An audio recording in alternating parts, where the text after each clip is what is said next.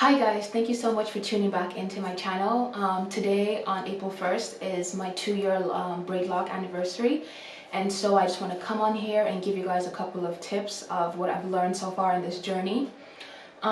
First thing is quick length check. So it's not as accurate since I have the back of my head shaved off, but I think that you can see. So the first thing that I've learned is that I don't need to use as much products as I used to when I first started my braidlocks. And I think that that's expected because when you first get your braidlocks, your hair obviously feels more like loose natural hair, and as it thickens, then it starts to become mature and needs less product and less maintenance as in the beginning. So in the beginning, I'm sure you guys have noticed the curls at the end of my hair, but they used to be a lot more defined. And so if I washed my hair and I didn't put any product, especially at the end of my hair, it would just be thin braids and then a poof at the end of the lock, because there was no product to help the curl actually define itself. So what I used to do in the very beginning, first week, second week, third week, up until maybe the 5th month, is that I used to actually use the As I Am curling Castor gel, whatever it was, and I used to put that at the ends of my locks to help the loose ends curl and stay in place so that it looked really cute. Now that I think about it, I'm like, what the heck was I doing? But I used to do that, and it used to look really, really cute. But obviously now, I don't do that anymore. Whatever is left at the end of my hair is left, and it is what it is. The second thing that I've learned is that the color actually lasts a lot longer than I thought it would. So I've only bleached my hair once, and that was last September. And I haven't bleached it since, and as you can see, my hair is still pretty blonde, right? And so when I did the root touch-up, I think in January of this year, even then, I didn't dye the whole hair, I just dyed the roots, the honey blonde color.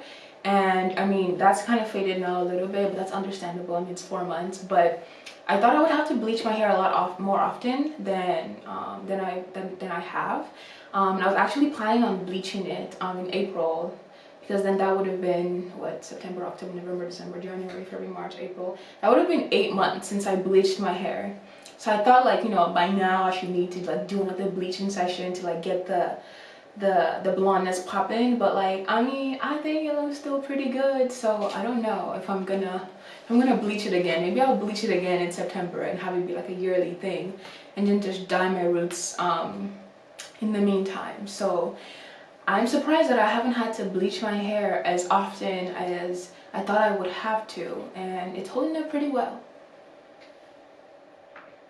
And the other thing that I've learned is that my roots have actually stopped mirroring each other. In the beginning, so I used to, I think, interlock my hair every 6 weeks to 2 months for the most part.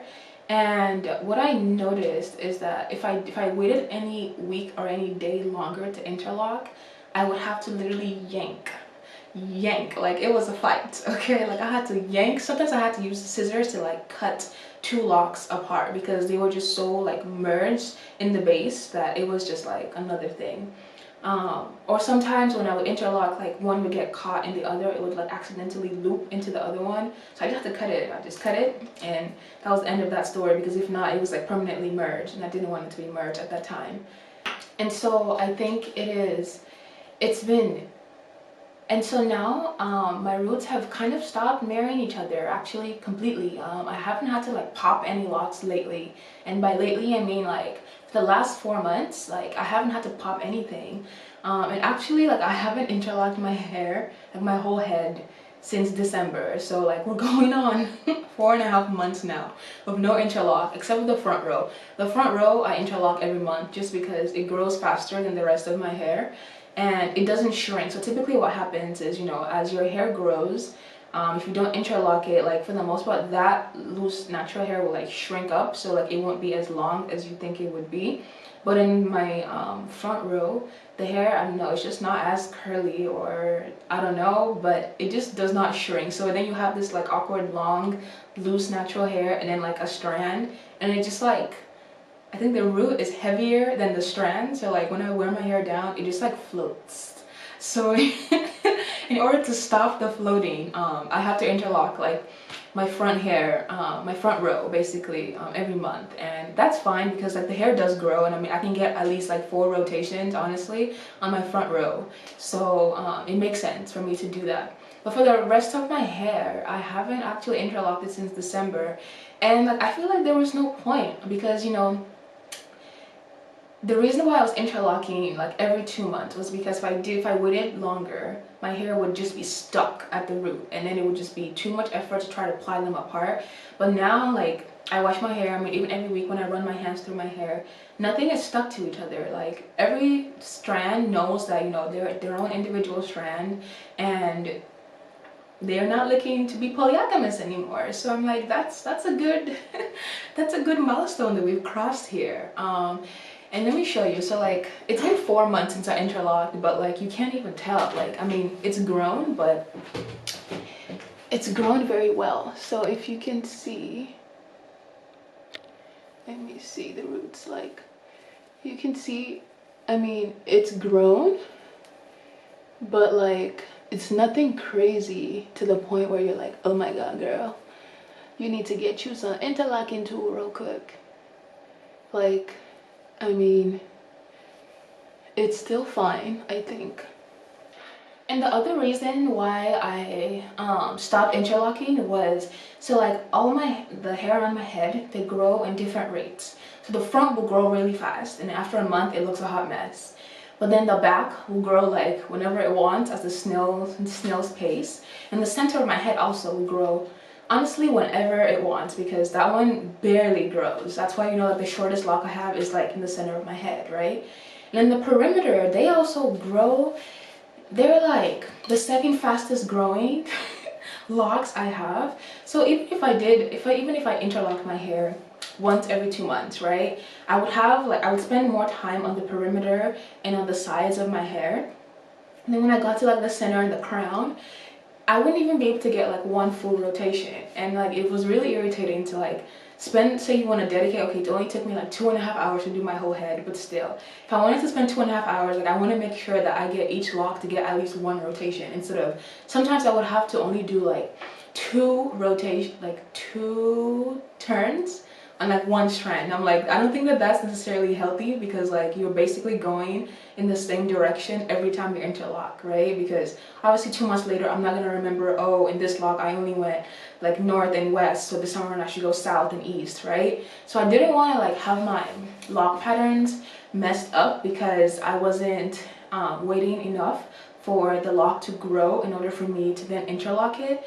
So now I think I'm trying crazy idea to like only interlock twice a year. So like I'm gonna see if we keep going at this pace and like no roots are mirroring each other. I'm probably gonna start interlocking like twice a year, like once in January, once in June, and just like call it a day. I'll keep you guys updated when I finally interlock it, but for now it's been 4.5 months and we have not done interlocking for the whole head. I've done my front row, but I haven't done the whole head, and so far so good. So that's the third tip, I guess. You don't have to interlock as often, because your roots will finally learn to like stay on their own and not merge with the other roots that you have. And the other thing, the fourth thing, is that my scalp doesn't flake as much. So in the beginning, my scalp used to flake a lot, and even though I used to keep my weekly wash regimen, even in between the weekly washes, my scalp still used to be it used to get very flaky. And obviously I put water and like put castor oil, but I had to do more like maintenance to like keep it from being flaky. But now that doesn't happen anymore. Like I can go from Sunday to Sunday and know that, you know, my scalp is fine. I don't have to use anything in between, and it stopped flaking. So I don't think I did anything in particular to stop that from happening. I think like, I don't know, my hair just kind of got used to it. Yeah, I don't even know how to explain that one, but we're just gonna go to the next one now. Also, relating on to that, so because my scalp used to flake, I used to use castor oil, right? Like after I washed my hair, or like sometimes in between the week, when my scalp would be dry and like it would start to flake. But now I don't use castor oil anymore. I use that oil that I've shown in like all my videos, but that very, very light oil, and it's like a body oil and a hair oil, and it literally feels like water because it's just so light. So I stopped using castor oil and I started using that just because I didn't see the point in using castor oil anymore.